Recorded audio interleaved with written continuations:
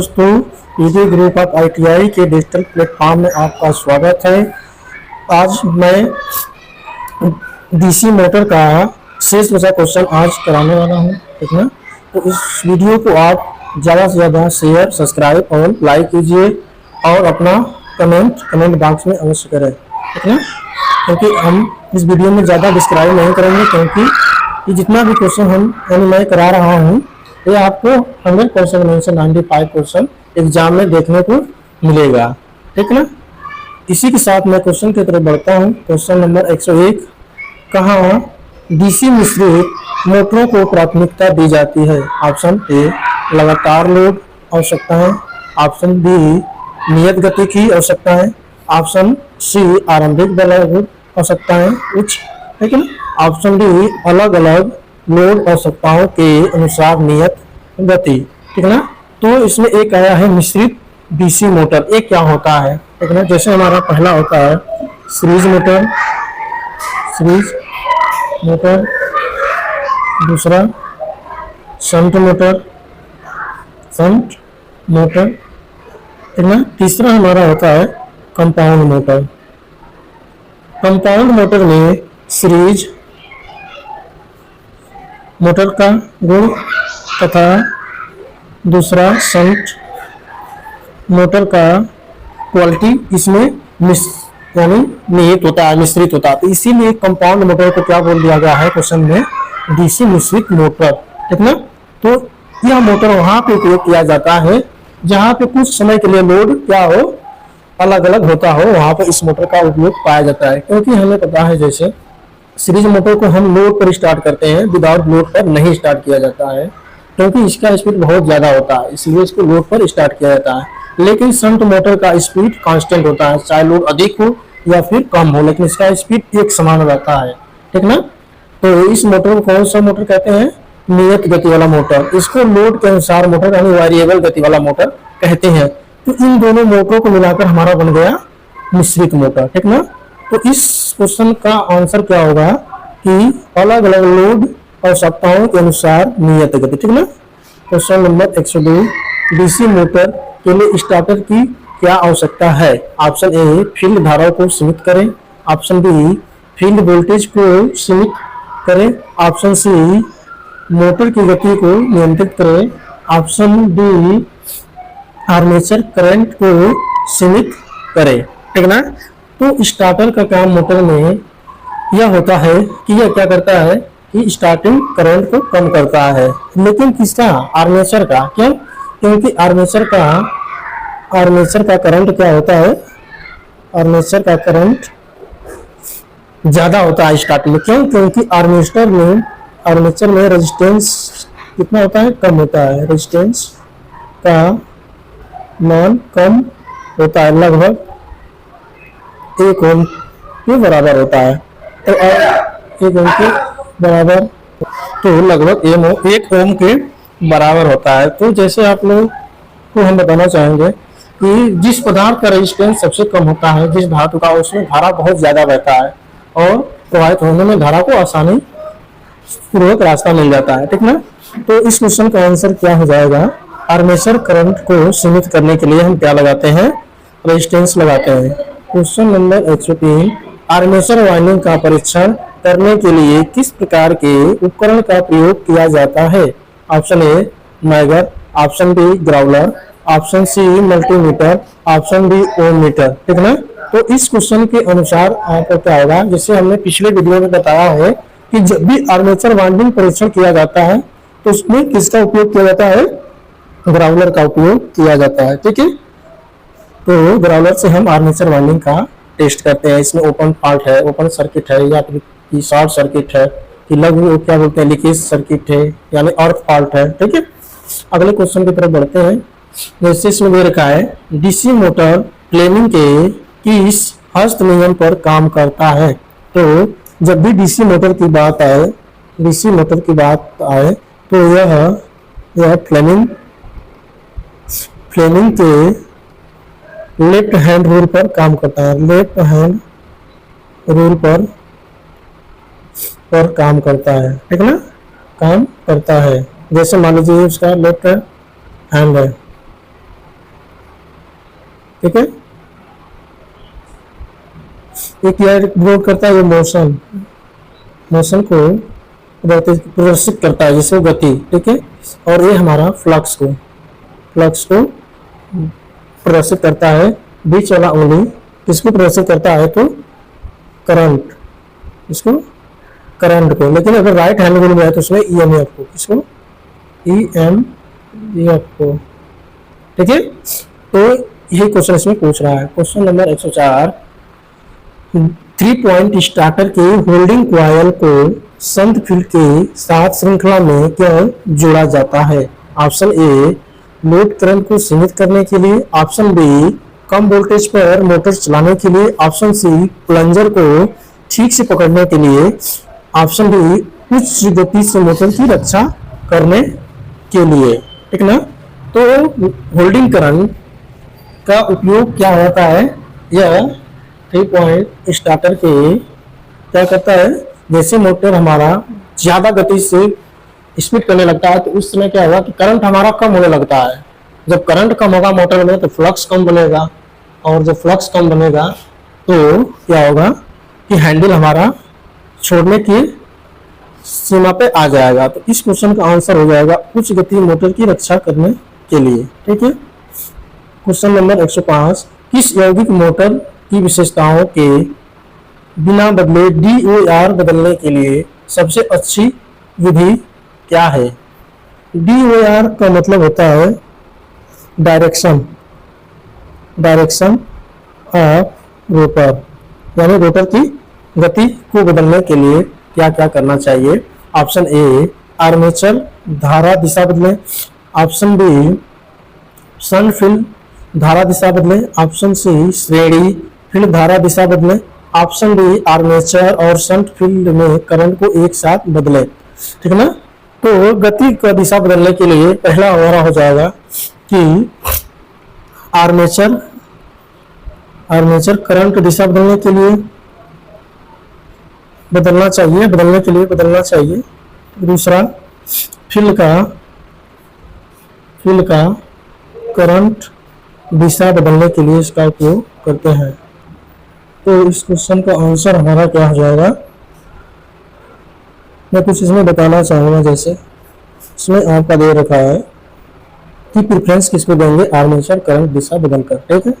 तो इस क्वेश्चन का आंसर हमारा हो जाएगा आर्मेचर धारा दिशा बदले, ठीक है। इसका बेस्ट आंसर यही होगा। क्वेश्चन नंबर 106 की तरफ बढ़ते हैं, लेकिन बीच में कुछ और इम्पोर्टेंट चीज बता देते हैं। जैसे डीसी मोटर में स्टार्टर क्यों लगाया जाता है, ठीक है। तो डीसी मोटर में स्टार्टर का कार्य होता है, पहला इसमें स्टार्टिंग करंट को सीमित करना। दूसरा पॉइंट हो जाएगा इसमें मोटर के आर्मेचर का सुरक्षा करना, ठीक है। इतना पॉइंट हमारा होता है, लेकिन मेन इसमें क्या होता है, स्टार्टिंग करंट को सीमित करना। ये हमारा आंसर हो जाएगा। क्वेश्चन नंबर 106 की तरफ चलते हैं। 3 बिंदु स्टार्टर में क्षेत्र के साथ श्रृंखला में जुड़े एनवीएस का उद्देश्य क्या है? सबसे पहले एनवीएस का पूर्ण नाम क्या होता है, ठीक है। एनवीएस का पूर्ण नाम क्या होता है, तो इसका फुल फॉर्म होता है नो बोल्ट कॉइल। इसका काम क्या होता है, इसका काम स्टार्टर के हैंडल को पकड़े रखना, इसका मेन काम यही होता है। इसलिए एनवीसी को हम स्टार्टर में लगाते हैं। ऑप्शन ए दे रखा है बलाघोर को सुधारने के लिए। ऑप्शन बी दे रखा है फील्ड करंट कम करें। ऑप्शन सी दे रखा है बैक ईएमएफ को कम करने के लिए। ऑप्शन डी दे रखा है गति में वृद्धि को रोकने के लिए, ठीक ना। तो इस क्वेश्चन के अनुसार आपका बेस्ट आंसर क्या होगा कि गति में वृद्धि को रोकने के लिए। जैसे गति में वृद्धि होगा तो हैंडल क्या करेगा, एनवीएस के माध्यम से उसे कंट्रोल करेगा। तो आपका क्या होगा 106 नंबर क्वेश्चन का आंसर हमारा डी ऑप्शन हो जाएगा। ठीक है। क्वेश्चन नंबर 107, भारी भार के अचानक भारित करने के लिए किस प्रकार डीसी मोटर का उपयोग किया जाता है? Option A shunt motor, option B series motor, option C विभेदक यौगिक मोटर्स, ऑप्शन डी संचायी यौगिक मोटर्स। ठीक ना। तो इसमें कह रहा है भारी भार अचानक की जब भी बात आए, यानी सडन, यानी जैसे हम लोड डाले तुरंत मोटर पे लोड चला गया। ठीक ना। तो सडन भारी भार को उठाने के लिए किस मोटर का उपयोग करते हैं? तो इस क्वेश्चन का आंसर क्या हो जाएगा हमारा? Cumulative compound motor. ठीक ना। और सीरीज मोटर का हम उपयोग कहाँ करते हैं कि इस मोटर पर पहले से लोड लगाकर स्टार्ट करते हैं, यानी पहले लोड देंगे इसके बाद स्टार्ट करेंगे। ठीक ना। और इस वाले मोटर का हम उपयोग ज्यादा नहीं करते हैं। शंट वाले मोटर का स्पीड कांस्टेंट होता है, तो इस पर लोड हम चालू करने के बाद भी लगा सकते हैं। ठीक है। क्वेश्चन नंबर 108, खाद्य मिश्रण मोटर्स में किस गति नियंत्रण विधि का उपयोग किया जाता है? ऑप्शन ए वोल्टेज नियंत्रण विधि, ऑप्शन बी फील्ड डायवर्टर नियंत्रण विधि, ऑप्शन सी आर्मेचर डायवर्टर विधि, ऑप्शन डी श्रृंखला क्षेत्र टेपिंग विधि। ठीक ना। तो खाद्य मिश्रण मोटर, ठीक ना, इस मोटर को हम लोग क्या जानते हैं? जैसे मिक्सर जानते हैं घर पे आप लोग, मिक्सर को हम खाद्य मिश्रण मोटर बोलते हैं। तो इसमें कौन सा मोटर लगा था? Universal motor. कौन सा? यूनिवर्सल मोटर लगा होता है। ठीक ना। इसको हिंदी में बोलते हैं सार्वभौमिक मोटर, भौमिक मोटर। ठीक ना।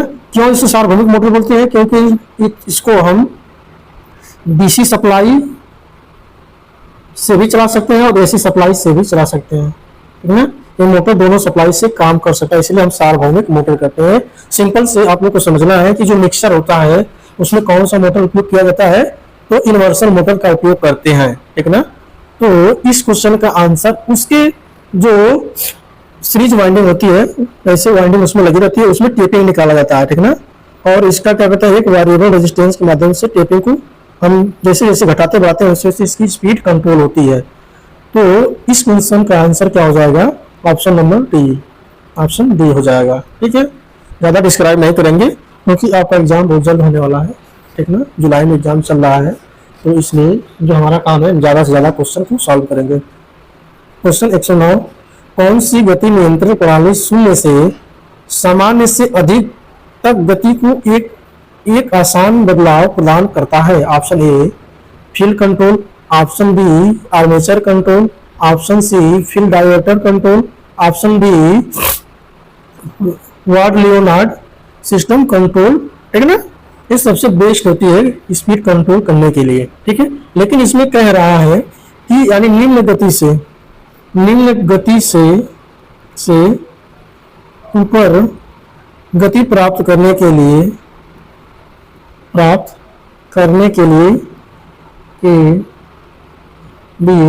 कौन सा विधि अपनाते हैं हम लोग? तो फील्ड डायवर्टर कंट्रोल मेथड। ठीक ना।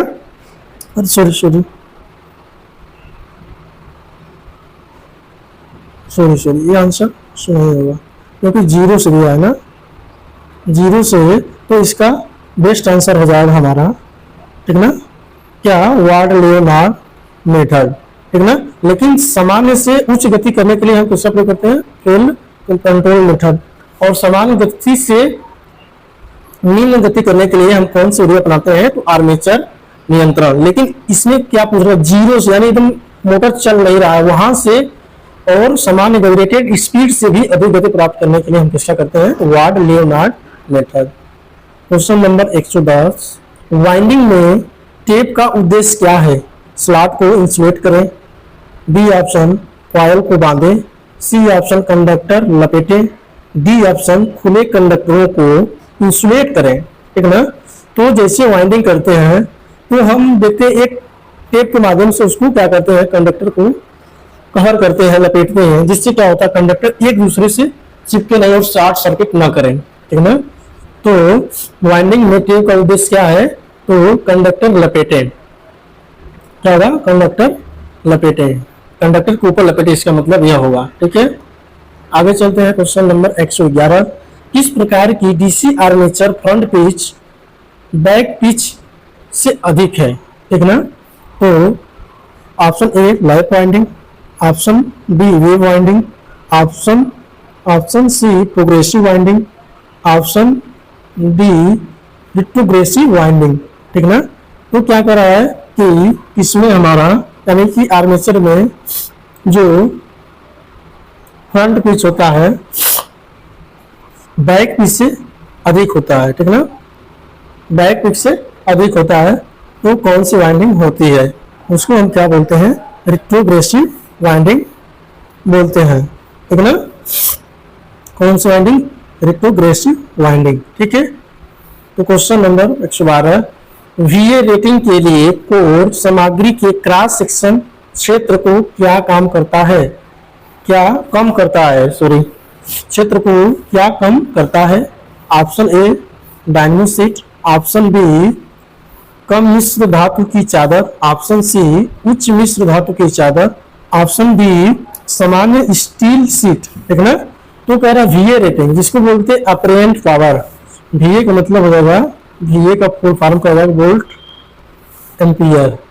ठीक है, इसका फुल फॉर्म होता है, ये रेटिंग होता है मात्रक होता है किसका, आभासी शक्ति का, किसका, आभासी शक्ति का मात्रक होता है वीए। ठीक है। तो इसमें पूछ रखा है कि वीए रेटिंग के लिए कोर सामग्री के क्रॉस सेक्शन क्षेत्र को क्या कम करता है। ठीक है, ऑप्शन को इस प्रकार दे रखा है। तो इस क्वेश्चन का आंसर हमारा क्या हो जाएगा, हाई यानी उच्च मिश्र धातु की चादर। ठीक ना, उच्च मिश्र धातु की चादर। ठीक है। क्वेश्चन नंबर 113, क्वेश्चन नंबर 113, आसन्न ध्रुवों में यानी सॉरी 4 ध्रुव डीसी मोटर में आसन्न ध्रुवों में विपरीत ध्रुवता कैसे प्राप्त करें। ठीक ना। ऑप्शन ए कुंडल में घुमावों की संख्या बदलना, ऑप्शन बी कॉइल्स की श्रेणी संयोजन बनाना, ऑप्शन सी कॉइल के समानांतर संयोजन बनाना, ऑप्शन डी धारा प्रवाह को अलग दिशा में बनाना। लेकिन इसमें क्या कर रहा है, मान लीजिए कि ये हमारा पोल है। ठीक है, इसमें धारा इस टाइप बह रही है, मतलब दूसरा पोल होगा। ठीक है, इस डायरेक्शन में हमारा क्या हो रहा है, करंट फ्लो हो रहा है। लेकिन हमें कह रहा है कि ध्रुवता बदलने के लिए, मान लीजिए इसको यहाँ पे एन, यहाँ पे एस बन रहा है। ठीक है, यहाँ पे एस, यहाँ एन बन रहा है। कह रहा है इस पोलरिटी को बदलने के लिए हमें क्या करना चाहिए। ठीक है ना। तो मान लीजिए हमने दूसरा वाइंडिंग बनाया पोल, 2 पोल का, तो इसमें जब इधर से करंट की दिशा हम फ्लो करेंगे तो यहाँ पे क्या बन जाएगा हमारा एस एन। ठीक है ना, ध्रुवता चेंज हो गया। तो ध्रुवता चेंज करने के लिए हमें क्या करना चाहिए कि धारा प्रवाह की दिशा बदलना चाहिए। ठीक है। क्वेश्चन 114, रिवाइंडिंग प्रक्रिया में यह क्रिया क्या है। ऑप्शन ए खांचों की सफाई, ऑप्शन डी वाइंडिंग निकालना, ऑप्शन सी वेजेज को हटाना, ऑप्शन डी कटिंग तार को काटना, वाइंडिंग तार को काटना। ठीक ना। तो वेजेज मतलब देखेंगे, एक जब वाइंडिंग यानी किसी मोटर का वाइंडिंग होता है तो उसमें वाइंडिंग करने से पहले उसके स्लॉट में एक पीवीसी टाइप का पेपर लगाया जाता है। ठीक ना, पीवीसी पेपर लगाया जाता है। लेकिन जैसे हमारी मशीन की वाइंडिंग क्या होती है, जल जाती है, तो पीवीसी क्या होता है, उस स्लॉट में चिपक जाता है। ठीक ना, जो कि प्लास्टिक का बना होता है, वो इस खाने में क्या होता है, इस वाले खाने में चिपक जाता है। तो हम जब उस वाइंडिंग का रिवाइंडिंग करना चाहते हैं तो उसको साफ करते हैं, इसके माध्यम से वेजेस को निकालते हैं। तो इस क्वेश्चन का आंसर क्या हो जाएगा हमारा, वेजेस को हटाना। ठीक है। क्वेश्चन नंबर 115, वाइंडिंग में उपयोग की जाने वाली कौन सी कुचालक सामग्री एक अत्यधिक गैर हाइग्रोस्कोपिक ठीक ना है और अच्छी विद्युत शक्ति रखती है। ऑप्शन ए एम्पायर कपड़ा, ऑप्शन बी टिप्लेक्स पेपर, ऑप्शन सी मिली लेक्स पेपर, ऑप्शन डी चमड़े का कागज। ठीक ना। तो जैसे क्या होता है कि यानी वाइंडिंग से सुरक्षा रखने के लिए हम उसमें अनेक प्रकार के इंसुलेशन का उपयोग करते हैं। सॉरी। ठीक ना। तो हम क्या करते हैं कि यानी कि उस वाइंडिंग में हमारा क्या हो, नमी न पहुंच सके। तो उससे बचने के लिए सबसे बेस्ट वाइंडिंग में इंसुलेशन का काम करता है मिलीनेक्स पेपर का उपयोग करते हैं, जो व्हाइट कलर का होता है। ठीक है। क्वेश्चन नंबर 116, किस प्रकार की आर्मेचर वाइंडिंग का चित्रण किया गया है। Option A duplex wave winding, option B duplex wave winding, option C प्रगतिशील लैप वाइंडिंग, ऑप्शन डी क्या दे रखा है रेट्रोग्रेसिव वाइंडिंग, ठीक है ना।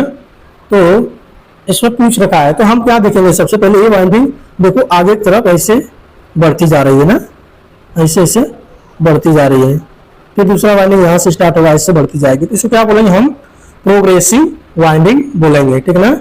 रेट्रोग्रेसिव क्या होता है, जस्ट इसी का उल्टा, ये बढ़ते क्रम में होता है, वो घटते क्रम होता है, ठीक है ना। तो इस टाइप के हमारे आर्मेचर वाइंडिंग किए जाते हैं, ठीक है ना।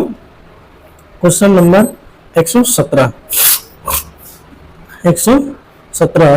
दे रखा है प्रोग्रेसिव वेव वाइंडिंग के लिए औसत पिच की गणना करें। यदि आर्मेचर कंडक्टर की संख्या 14 और स्लॉट की संख्या 17, ध्रुवों की संख्या 2 है तो औसत पिच क्या होगा। औसत पिच बराबर हमारा क्या होता है औसत, तो इस क्वेश्चन का आंसर क्या हो जाएगा, ऑप्शन ए 4 पर औसत, option B 6, option C 8, option D 14, ठीक है। तो वाई ए इक्वल टू हमारा Y A plus Y B upon के 2 इस फार्मूला के द्वारा हम औसत पिच निकाल सकते हैं, ठीक है ना। हम ज़्यादा डिस्क्राइब इसलिए नहीं करें कि हमें ज़्यादा क्वेश्चन करना है, एग्जाम बहुत जल्द होने वाला है, ठीक है ना। तो इस क्वेश्चन का आंसर क्या जाएगा 6 होगा, ठीक है। क्वेश्चन नंबर 118 प्रतिच्छेद के बाद आर्मेचर के लिए किस प्रकार का परीक्षण चित्रित किया, तो ऑप्शन ए दे रखा है open coil test, option B short coil test, option C voltage drop test, option D ground coil test, ठीक है ना। तो इस क्वेश्चन का आंसर क्या आ जाएगा, जब इस टाइप को आपको टेस्टिंग मिले इसको बोलते हैं ग्राउलर, क्या बोलते हैं ग्राउलर।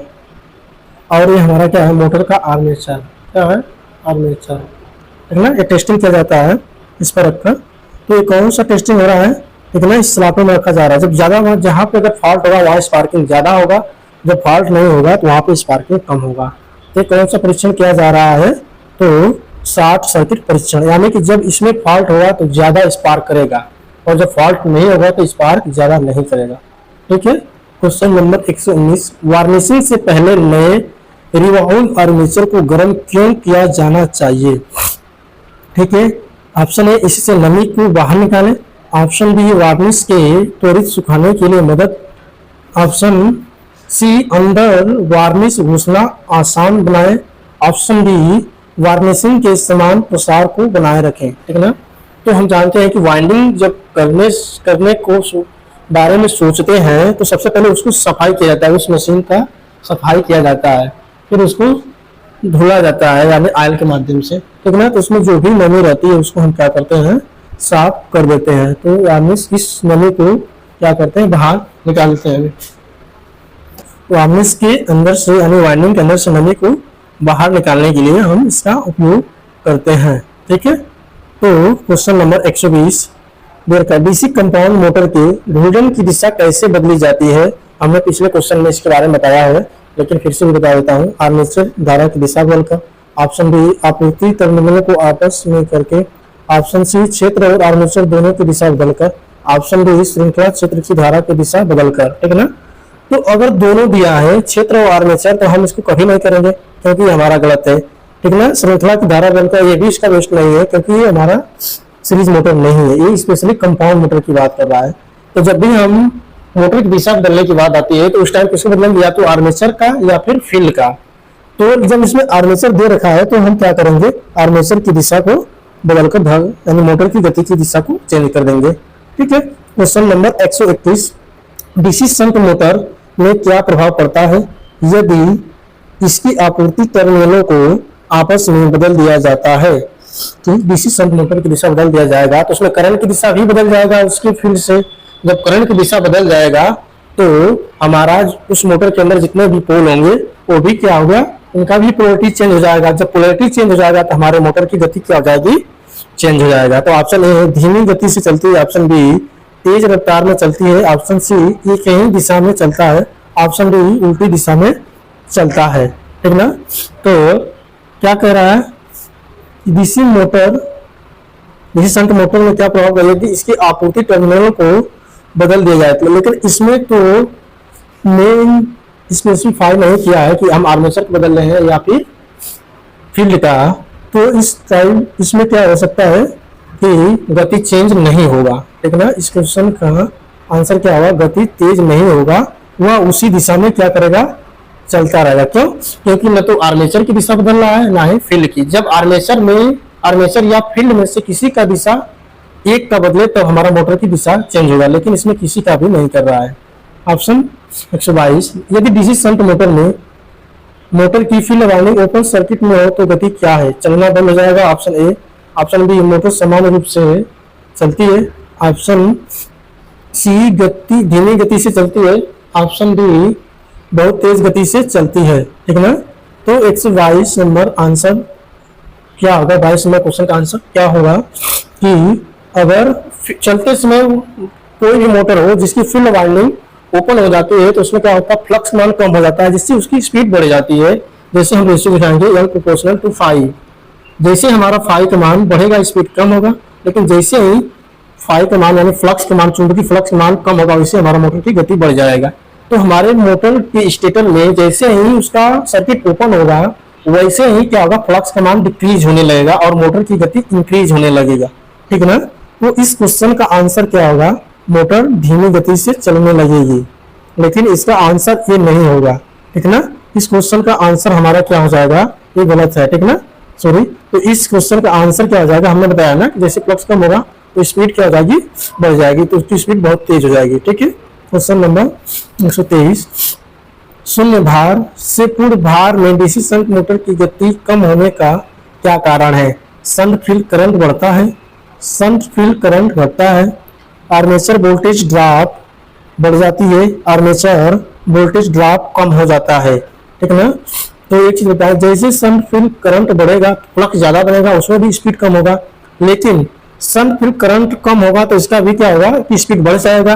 लेकिन इसमें कह रहा है शून्य से पूर्ण भार तक यानी जीरो लोड से फुल लोड तक किस कारण से स्पीड घटना स्टार्ट होती है। ये ना कि केवल स्पेशली पूछ रखा है कि गति को कैसे कम किया जाए या बढ़ाया जाए, ठीक ना। तो इस हिसाब से जैसे जैसे हमारे मोटर पर लोड बढ़ता जाता है उसी के अनुसार हमारे मोटर के आर्मेचर में करंट भी बढ़ता जाता है। जब करंट बढ़ेगा तो उस लोड के अनुसार उसमें वोल्टेज ड्रॉप यानी लॉसेस होने लगता है, यानी वोल्टेज ड्रॉप बढ़ने लगता है, ठीक ना। तो इस कर्व के माध्यम से हमें क्या दिखा रहा है कि डीसी शंट मोटर में आर्मेचर वोल्टेज ड्रॉप का मान बढ़ जाता है, ठीक है। तो क्वेश्चन नंबर 124, कौन सी वाइंडिंग दोष इस परीक्षण द्वारा ज्ञात किया जाता है। Option A open coil fault, option B short coil fault, option C grounded coil fault, option D grounded core fault, ठीक ना। तो इसमें देख रहे हैं एक चीज, ये हमारा क्या है, ये आर्मेचर है, क्या है आर्मेचर। आर्मेचर बनाने के लिए हम किसका उपयोग करते हैं, सिलिकॉन स्टील की पत्तियों का, सिलिकॉन स्टील की लेमिनेटेड पत्तियां, लेमिनेटेड पत्तियों का उपयोग करते हैं, ठीक है ना। जिसकी मोटाई कितना होती है 0.35 mm से 0.05 mm तक होता है, ठीक ना। सिलिकॉन पत्तियों का उपयोग क्यों किया जाता है कि स्टैसिस लॉस को कम करने के, दूसरा एडी करंट, ठीक है ना, एडी करंट लॉस को कम करने के लिए, ठीक है ना। तो इसमें देख रहे हैं ये हमारा क्या होता है, शाफ्ट किसका बनता है, माइल्ड स्टील का, किसका, माइल्ड स्टील का। इसके बाद कम्यूटेटर हमारा किसका बनता है, हार्ड कापर का, इसका हार्ड कापर का बना होता है। लेकिन इसमें देख रहे हैं इसमें जो ये सेगमेंट कटे हैं स्लाटे इस टाइप के क्या है हमारा ये कम्यूटेटर मान लीजिए, ठीक है ना। तो ये जो बीच है इसमें क्या रहता है, माइका इंसुलेट रहता है जैसे सकते, और ये कापर के बीच वाला है ये किसका कापर का बनाता है, ठीक है ना। और यहाँ से इन दोनों के बीच जब हम शार्ट करते हैं तो इससे यह पता लगाया जाता है कि इसमें कौन सा दोष है। जैसे ऑप्शन ए ओपन फॉल्ट है, या शॉर्ट सर्किट है, या ग्राउंडेड है, या फिर ग्राउंडेड कोर फॉल्ट है, ठीक ना। तो ये क्या करता है, इससे यह पता लगता है कि कोई भी आर्मेचर की कॉइल इससे जुड़ी है या नहीं। तो इस क्वेश्चन का हमारा बेस्ट आंसर क्या होगा कि यह खुली कुंडली दोष को क्या करता है, वेरीफाई करता है, ठीक ना। जितना भी शेष क्वेश्चन हमने मोटर का था आज सब करा दिया, इसके साथ मैं फिर अगले वीडियो में दूसरे चैप्टर का क्वेश्चन अच्छे ढंग से सॉल्व तथा समझाने की कोशिश करूंगा। आप इस वीडियो को लाइक, शेयर और सब्सक्राइब जरूर करें तथा और अपने कमेंट बॉक्स में कमेंट के द्वारा बताइए कि यह वीडियो आपको कैसा लगा। Thank you.